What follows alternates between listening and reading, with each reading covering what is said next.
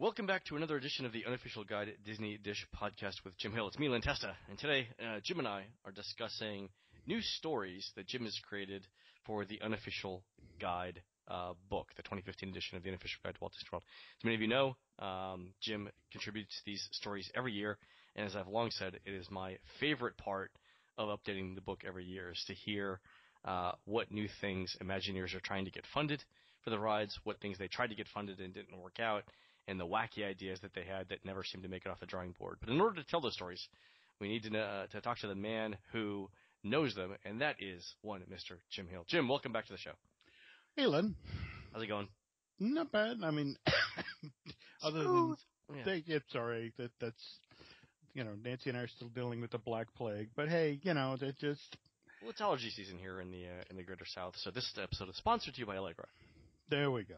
All right, mainlining that. And Alka-Seltzer Plus Cold Medicine, which is, by the way, fantastic stuff. If in the orange flavor, it's got the right little amount of bite, a little citrus twang to it. It's very nice. And the falling asleep for 2 hours after drinking it is also a plus. It's just a nice nap in the middle of the day. I'm telling you. There you go. So Jim's come up with these stories. We're going to walk through them, maybe starting with the Magic Kingdom. We're going to sort of go land by land and attraction by attraction, and Jim will tell us the stories. The good thing about the podcast is he'll be able to elaborate on them. In the book, obviously, we're constrained by page counts, so you might see a 3 or 4 sentence paragraph telling you a little bit about the story, but there's so much more detail, so much more interesting trivia to go along with the story.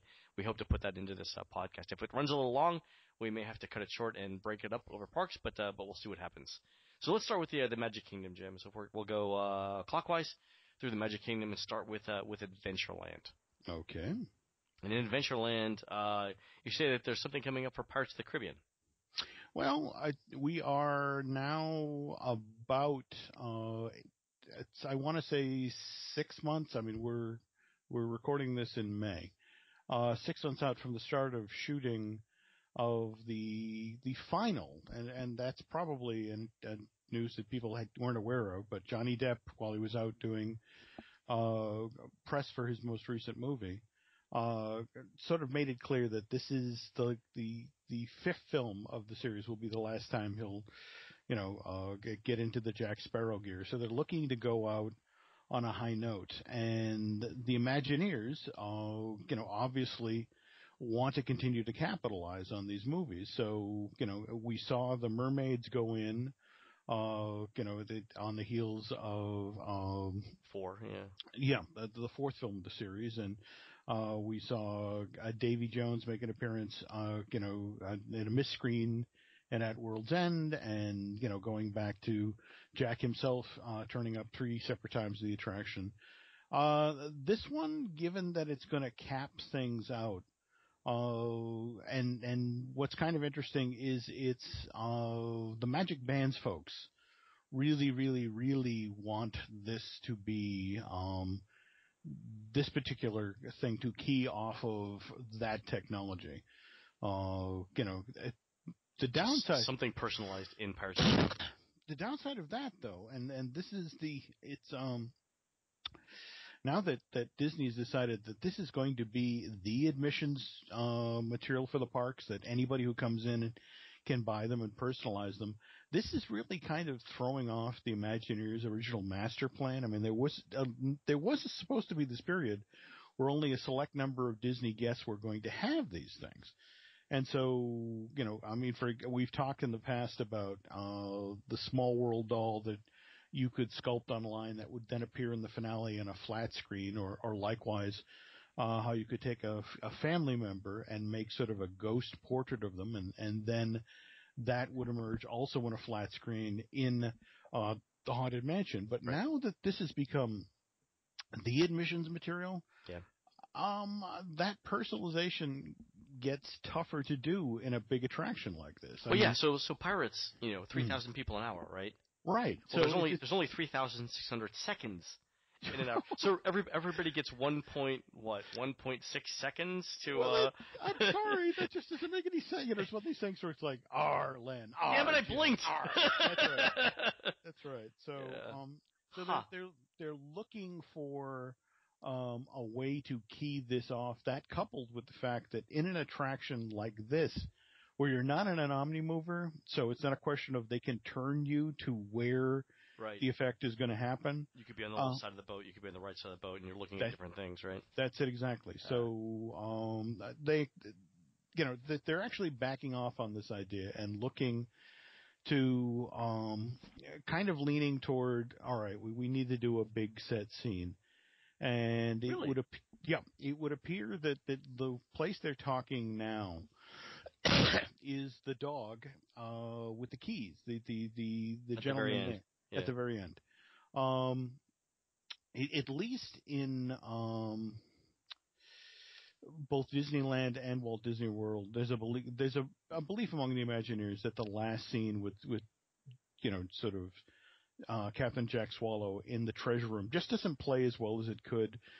Part of the problem is in Florida, the figure's so deep in the room you can't really see it, and in California it's actually on the load hill, so you get a chance to look at it for a second before you whiz by it. Yeah, scoot up the hill, yeah. So the belief is now that, well, why don't we look at, it was a wonderful moment in the movie. Why don't we put the Jack Sparrow character in there, and it would be a funny button for the attraction. What's kind of interesting, though, is the one person who's sort of voiced his opinion about, I don't want this to happen, is Johnny Depp. Really? Why? Well, as it turns out, Depp has been, and I just got this confirmed by a longtime cast member of Disneyland. Depp will do, it's something he doesn't really like to talk about, but he travels with his Jack Sparrow costume, and he will, on occasion, go to a hospital ward and be Jack Sparrow for a bunch of kids who have cancer. And again, it's not publicized. It's this, in fact, the only time the public ever got wind of this was when they had the premiere of At World's End at Disneyland, and Depp came on the red carpet literally 20 seconds or 20 minutes before the movie was supposed to begin, and had to blitz through all of the media. And he didn't have any time to really get autographs or a picture with the fan, and everyone was pissed off, and it's like, you don't understand. He just spent 3 hours over at the Disneyland Hotel with a room full of kids. That he, and then it's just like, I understand the fans being upset, but you gotta at least acknowledge the guy's priorities are right.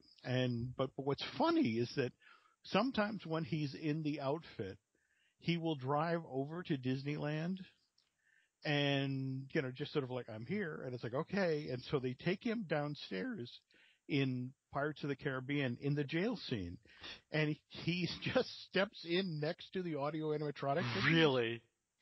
But again, it's only for like a half hour or so. And it's only because it amuses him greatly, because again, he will just do the robot like moves for a couple of minutes and then turn to the people in the boat and like, no, seriously, you got to help me. You got to get me out of here.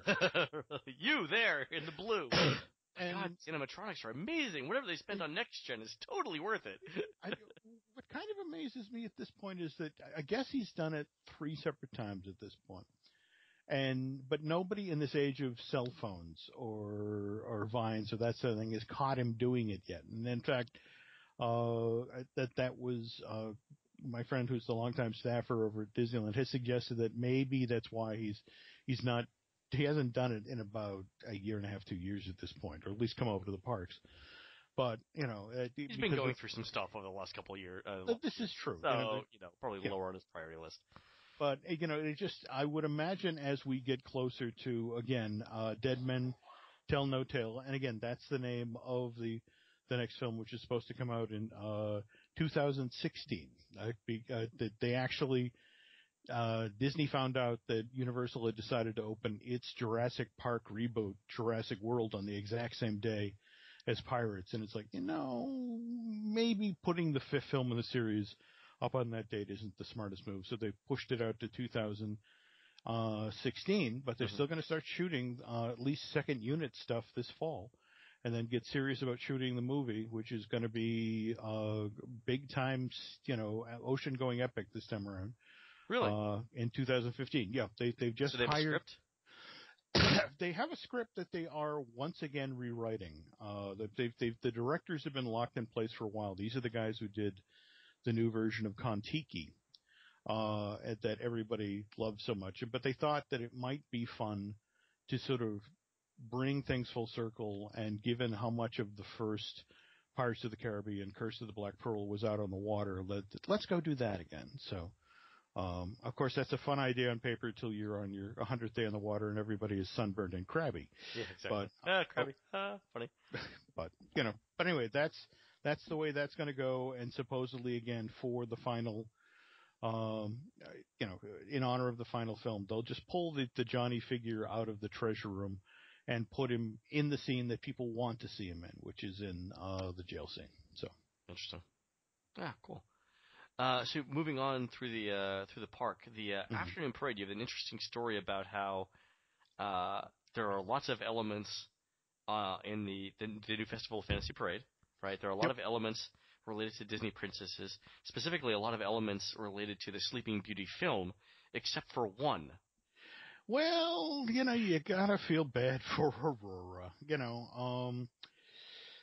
It just was one of these situations where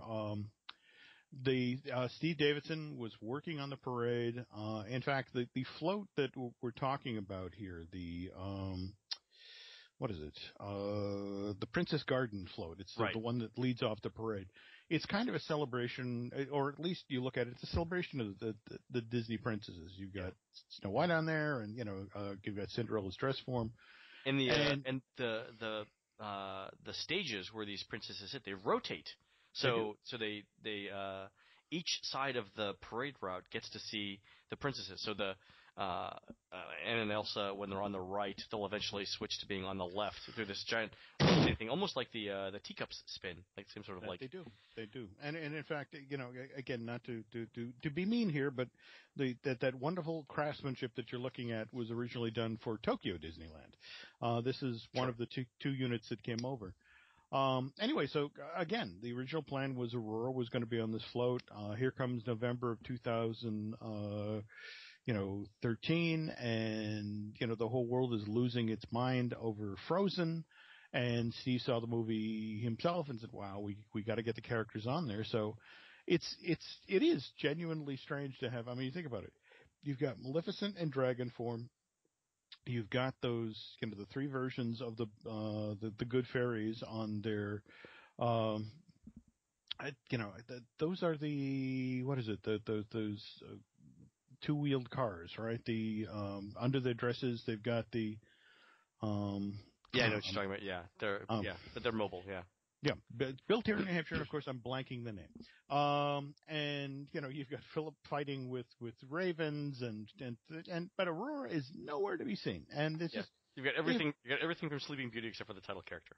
Well, she's probably backstage dozing. That's what it is. It's like, wake up, we gotta get on stage. It's like, 5 more minutes. So, that's funny. So, but yeah, that's and again just.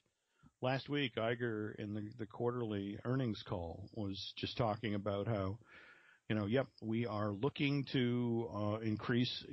We believe that Frozen is going to emerge as one of Disney's top 5 franchises of all time. So we are looking for places to put the characters in the parks, and and to celebrate that world. But as of right now, we'll get to the Epcot story about why they bumped them out. They literally decided to take them out of Norway because of the impact they were having on guest flow and that sort of thing over at around World Showcase Lagoon. Yeah, it was something to be seen over there. But we'll get there. So good. Staying in the Magic Kingdom, and speaking of princesses, we the new Princess Ride, which is from Snow White.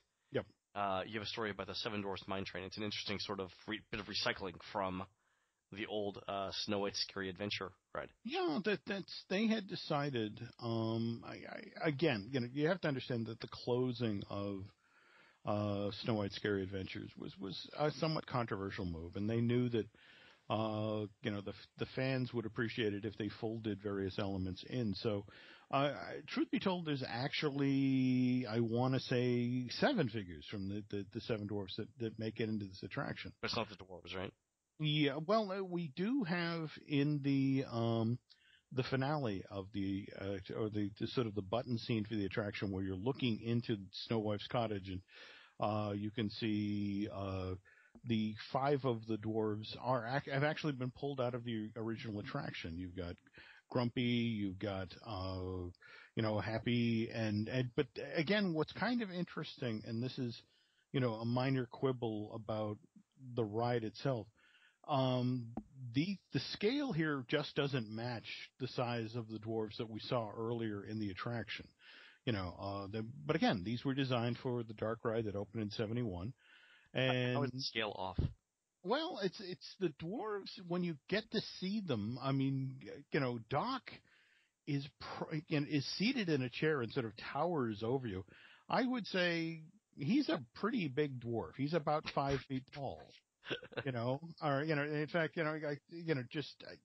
but part of the problem is they needed him that big because of, how fluidly he moves. There's a lot of stuff behind him, yeah. All right. Yeah. Likewise, the projection equipment for his face, that sort of thing. The other dwarves that are positioned around the ride, I want to say, are a good 4 feet tall.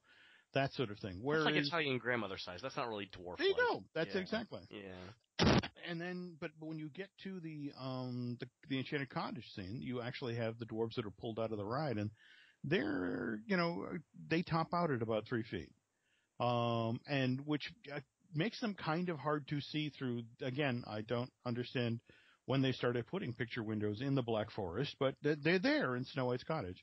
But anyway, my personal favorite of the elements that they carried over from Snow White's Scary Adventures are the 2 vultures who, used to sort of, the heads would follow you as you pass through the room. My question though is these were inside from 71 to when was that they shut it down? 2010, 11, 2000. So yeah, that's a lot of years indoors, and now these 2 figures are up on a high. When you get to the first load hill in the attraction. Oh, they're outside now. They're outside. So I wonder if it's the UL wiring for that is approved for outdoor use. Oh, speaking of which, I really hesitate to bring this up, but I just found out about this. We recorded our Seven Dwarfs Mine Train thing last week or thereabouts. Yeah. I heard from somebody who in the industry who got through the attraction and said, don't get me wrong, they've done some wonderful work, but the UV paint that they use for Seven Dwarfs Mine Train starts to fade in 6 months. Really? And, yeah. So this is one of these situations where you're now in the hands of Walt Disney World's maintenance department to make sure that they're going in there and touching up the paint and, really, because again, the reason that room where a Million Diamond Shine really pops is because of all this clever use of UV paint in addition to the lit from within, projected face figures of the dwarves. So I guess what I'm saying is if you want to see this thing as the Imagineers originally envisioned it, now you need to get there fast. You have so it still hasn't opened. We're recording this in the middle of May. It still hasn't opened. Do you think it's still on schedule for the end of the month? They seem determined to make the May 28th date. They also, from what I've been hearing, have been doing again, this may be, if you're going to be going down to Disney over and be in the kingdom over the next couple, 2 weeks or thereabouts. Keep an eye out for people with clipboards, because what they're doing is evidently recruiting guests to experience this. But again, just, it's luck of the draw, if you get there at the right time, and, but they just now feel like so many people had come, booked their Walt Disney World vacations, because again, the rumor was this would open late April, early May, that better to send people home who can evangelize about, wow, I went on that new ride and how fun it was, as opposed to, I stood there all day and couldn't get in, and I saw them running the trains, and what a jip. Yeah. So, that's where they're kind of leaning here. All right, cool. Staying in Fantasyland and talking about new things that may not pan out. I love the title of this story, by the way. You mentioned something about the Peter Pan's flight and how remember the queue had been altered for this because apparently it was going to get some new interactive elements, but now it doesn't look like they're going to do anything on that. Yeah, and this is, and again, the problem is, in order to tell this story, you have to sort of acknowledge that as magical as the magic bands are, and all the cool stuff that you can do in the parks with them, they did come at a cost. This thing ran way, way, way over budget, and as a result of which, the whole notion was that because they were sending, they're going to try to get so many people in the park to be using FastPass, to book attractions in advance. They felt like they had to do a lot more of what Disney calls scene ones. I mean, if you've been on Space Mountain and seen all the games that are in the queue, or if you've been to Winnie the Pooh, the Many Adventures of Winnie the Pooh, and seen the various play stations that are within the queue area. Same thing with Mansion. And more to the point, with Seven Dwarfs Mine Train, between the gem washing stations and all that. But because there was this huge cost overrun, and depending on who you talk to, Disney may have gone $1 billion over budget. Wow. On the whole My Disney Experience Magic Bands FastPass Plus program. They just turned around and said, look, part of our budget initially was supposed to be the series of scene ones. And we're talking about, for example, the scene one that was supposed to be installed for Rock and Roller Coaster, and in this case, the Peter Pan one, which with Disney was so far along with with this project, they actually, they knew in order to do it, they'd have to take out the restrooms. The ones right behind Peter Pan. Right. So that's why actually the Rapunzel-themed family restrooms were built across the street. It was like, okay, we've moved them over there. We can now begin tearing these out. And it was about at that exact point that the word came down. It's like, we don't have any money in our budget to continue with these scene ones. If you're going to put them in, it'll have to be the parks themselves that pay for this. And from the position of the vice presidents who run these individual parks, it's like, well, let me think. Do I want to spend $100,000 to $150,000 on, putting a new element in a queue for an already popular attraction, or do I want to build a new, want to spend money on a real new attraction? Yeah. So $150K is not going to get you a new attraction, but no.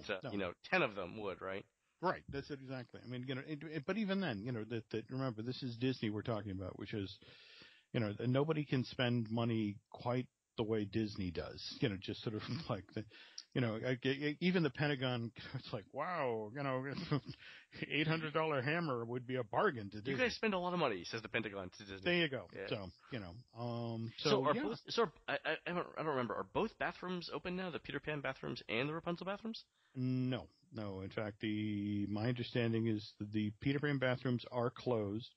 And in fact, the sad thing is that if the elements for the Peter Pan interactive queue had been in fabrication, Disney would have gone ahead and installed them. But they were only designed. That's in a weird sort of way. That's what saved Big Thunder's. That they were already built. That they were already built. So it wasn't a question of, well, we're not going to keep them in the warehouse, put them out there. But yeah, they did. The interactive queue for Peter Pan is designed, the interactive queue and its elements for Rock and Roller Coaster design, but unless the vice presidents in charge of those parks decide to pay for them, they're never happening. So, wow, and they'll probably never decide to do that. There you go. So, how much was it? What was the budget line to actually fabricate and install? This got to be more than $100,000 because yeah, well, that's the $100,000 was just the demo blueprinting, okay. I mean, the site survey, the, what are our load bearing, walls, that sort of thing. My understanding, it was, God, Pan, because of the tight space, and was going to be close to 10 or 15 million dollars. But on the other hand, the notion was that you could put another 200 to 300 people in there an hour that would play, and enjoy that experience rather than snaking back and forth in the lines. Though that said, there's been kind of a pushback from the actual people who operate the parks in regard to the scene ones, or more to the point, futzing with successful rides. I don't know if you've heard about any of the problems they've been having with Dumbo, but no, what's the issue with Dumbo? Well, first of all, guests are now having trouble finding it, which it is in the middle of nowhere, and you can tell from the wait times that it's not nearly as popular as it used to be. Well, that coupled with the fact that by doubling up on the Dumbo thing, the two ride things. I mean, in the past, this had always been a self-regulating ride. I mean, don't get me wrong; it was prominently positioned. You came through the castle, you could see it. Yeah. And more to the point, you could see that there was a line wrapped around it, and you could make the decision of, do I really want to stand in line for 2 minutes of spinning? Now, where it's located, and the fact that I was there for the Seven Dwarfs Mine Train event, and it was fascinating to watch people walk up and try to figure out how to get on the ride. And the cast members kept having to explain, you get in this line, you go in that building, and eventually we'll tell you how to get on the ride. And it's like, but I just want to get on the ride. Yeah. So this may be one of these situations where, they seen one, between the combination of doubling up on, and that's the irony. They've doubled up on capacity and moved it so it's less popular. Yeah. Yeah. So, I mean, what can you do?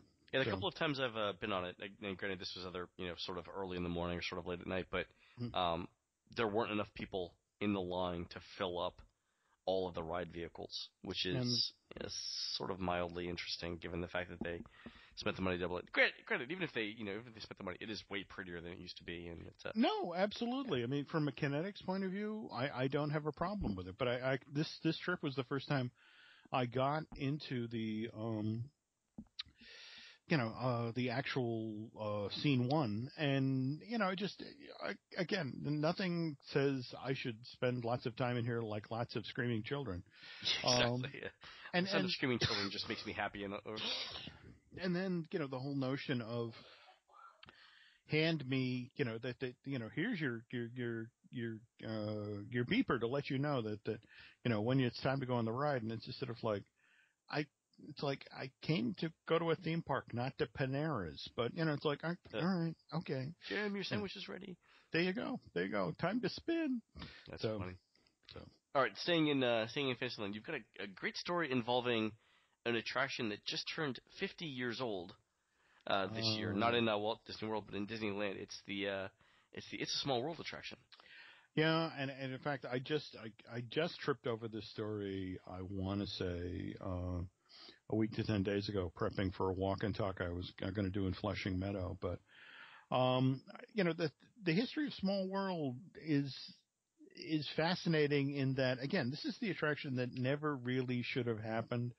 I mean, evidently Pepsi-Cola knew as early as 1960 that they wanted to do something for the New York World's Fair, and more to the point that they wanted to be involved with UNICEF, which the United Nations Emergency Fund for Children. But again, as giant corporations do, they kept dithering, and they kept doing different presentations, and finally it's the summer of 1963, and they don't have anything. But it turns out that Joan Crawford, all right, whose late husband was the CEO of Pepsi, and when he passed away, they as a goodwill gesture and really not thinking clearly, put her on the board of directors. Because nothing bad could ever come from that. And so she's like, well, I know that nice Walt Disney. Let's call him. I know he's doing some stuff for the fair. Maybe he can help us. And, there's of course the famous story about, the call goes through to Disney, and it's, Admiral Joe Fowler, the guy, a guy who, again, was known from Disney as can do. Walt would say, well, Joe, we're going to build them out in the middle of Disneyland. It's like, can do, Walt. And this is the one time he said, can't do it. I'm sorry. We've got 9 months at this point till the fair opens up. There's nothing, we'd have to design a building. We have to design a ride. There's just not enough time. We have and so, the Pepsi people went away but this is like Friday, and on Monday, they have the sort of staff roundup meeting, and Joe mentions in passing to Walt, oh, by the way, I got this call from the people at Pepsi, and they wanted us to do something at the World's Fair, and, there's just not enough time. And I said no, and Walt, that's the eyebrow goes up. No, you said no. Yeah, it's like, wait a minute. I'm the one who makes those decisions. You get on the phone and call the Pepsi people back and tell them we're going to do it. And so now they design this ride, and they bring it to the Pepsi people, and the Pepsi people are like, ugh. So the idea was the adults, right? Yep. The 7 continents of the world, and little children dancing and singing, and I kind of admire the fact that the Pepsi. This is how you know that it was a different era back in the 60s. The Pepsi people look at it and go, 7 continents of children coming together to sing. Man, I hate children singing. I that was back when, smoking was good for you and seatbelts were optional in cars, and adults had the will in their character to say, you know what? I don't really like the sound of children singing. Those were the days.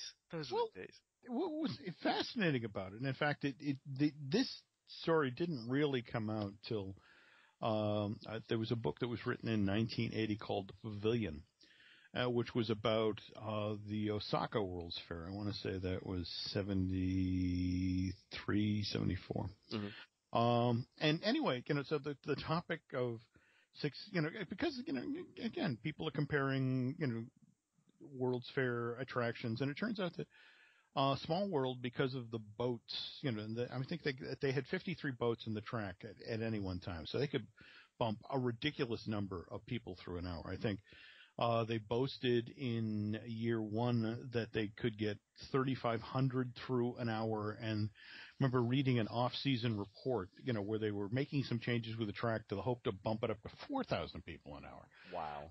All right, so it always turned up on the list of most popular attractions, and and certainly most people got to experience. So someone was asking the Pepsi people, "Oh, you were involved with that? What is it?" "Oh, we hated that attraction." I mean, the sound of children singing brings joy to our hearts. Yes, that's exactly. Well, actually, the specific complaint was that it didn't sell the product. So I think the Pepsi executives, if every child in the world had been clutching a bottle, yes, all right, they would have loved that ride. But it was like the fact that it was this Pepsi Cola presents Walt Disney's, A Small World, a tribute to UNICEF, and the fact that they got top billing, but they got there was a little like Pepsi kiosk outside the door, you could get a beverage, but at the same time, product placement in the ride. Well, that's exactly, and more to the point, the Pepsi thing was next to a pavilion or a little sort of kiosk, which gave you information of about UNICEF's efforts, and had all these sort of bleak pictures of starving children, and nothing sort of put you off your need for soda like pictures of bleak starving children. So it was like, but anyway, to get back to it, so the board of directors is like, well, I don't know, and maybe, and Joan Crawford stands up, and it's like, we asked him to do this, and he's made time. He came here to present it to us. We cannot do that. Not do. You can't not do it, right? And so she personally bullied the board of directors into, and again, to give you some idea of how the price structures have changed. All of Small World, and we're talking the building, the figures, the boats, the track, everything, that was just $4 million. Ah, jeez. And they got it again. They built the entire. So for the size of an okay Manhattan apartment. Yep. These days. Yep. No, nothing too great. Nothing below 75th Street. But yeah, you could buy an entire ride back then. Though to be fair here, what is it? Jeff Heimbuch, who been doing his Kind of a Cute Story series of DVDs, has Rolly Crump, they've just put a fourth edition out, and there's a great story by Rolly about he worked on Small World, and it turns out during the off season, the ground began to settle around the attraction, and so they went to fire it up the spring of '65 for the last season, and the boats couldn't make it through because. Really? Because again, they were kind of canted on one side. So what they did is they went out, and again, you could not do this today. They just went out and get a bunch of railroad ties and sort of shimmed up the track. So now it was level once again. And that worked fine for the 6 months that the attraction was going to be open, in Flushing Meadow. But yeah, that's your quality control right there. It's like, the track doesn't work. Get me some railroad ties. So. Wow. Yeah, these days it would be down for 6 months and Yep. be ground studies and. Mm-hmm. Huh. How about that? So Joan Crawford. By the way, speaking of Joan, did the Pepsi board of directors have any inkling about how she raised her kids when she came to them and said, "Gentlemen, I've got an offer for you"? No, Because I'm thinking to myself, if you sort of know the background of the person and she comes to you and says, "I got something you need to do," mm-hmm. the or else implication that goes unspoken in those sort of negotiations is probably enough to tip the scales. No, that's we were still about 15 years out from Christina Crawford's Mommy Dearest book at that point. Right. So the interesting thing is, supposedly in the Faye Dunaway movie, there's actually a couple of scenes in the Pepsi-Cola boardroom where Joan really does show that, or again, played by Faye Dunaway, really does show that she has a pair.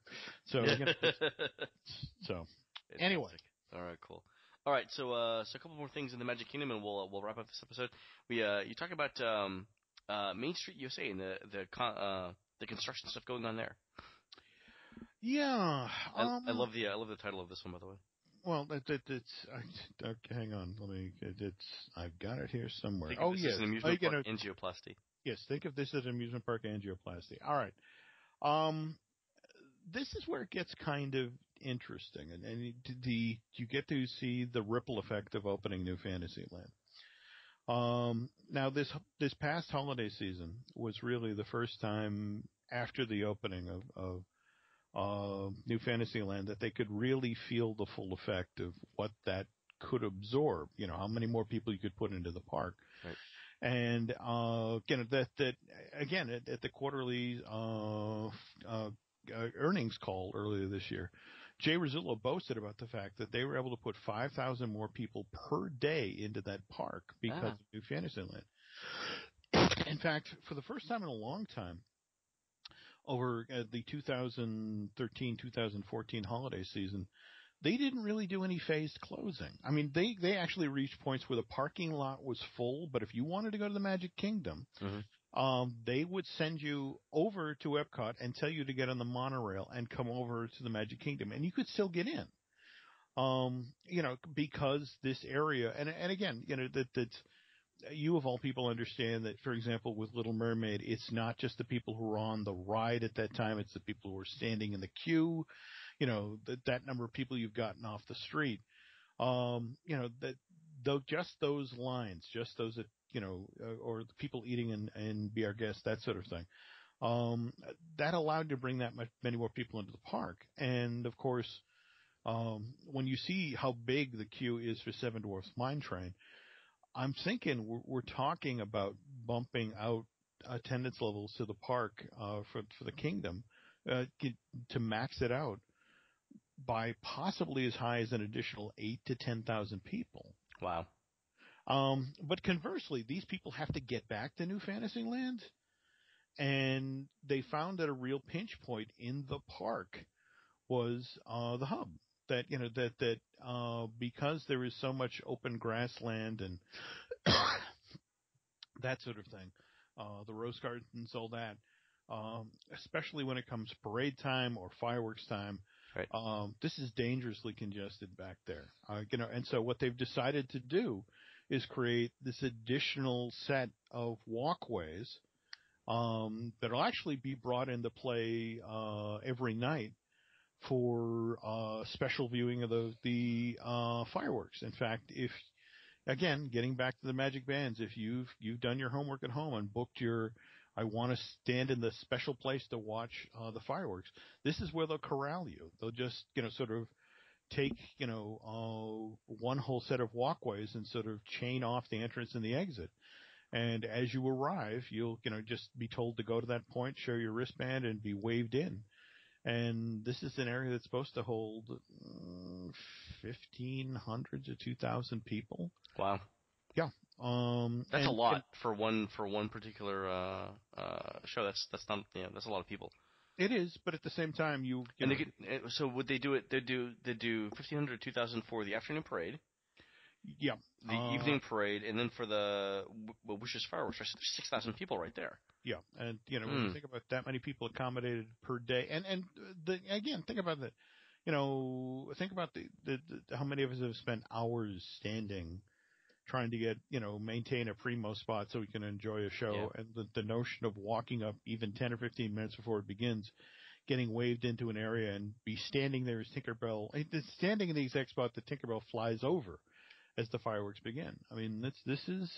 I know magic bands aren't necessarily popular with diehard Disney fans, but for the Joe and Jill Sixpack, the people who actually buy the vacation packages, they love this. And more to the point, Disney knows it's going to take 2 to 3 years longer than they had initially expected to recover all of the startup costs for this, but they just keep talking about when they get in front of the financial people about just the change in impulse buying we're seeing, because people have the wristbands and like, I want a churro. I have a churro.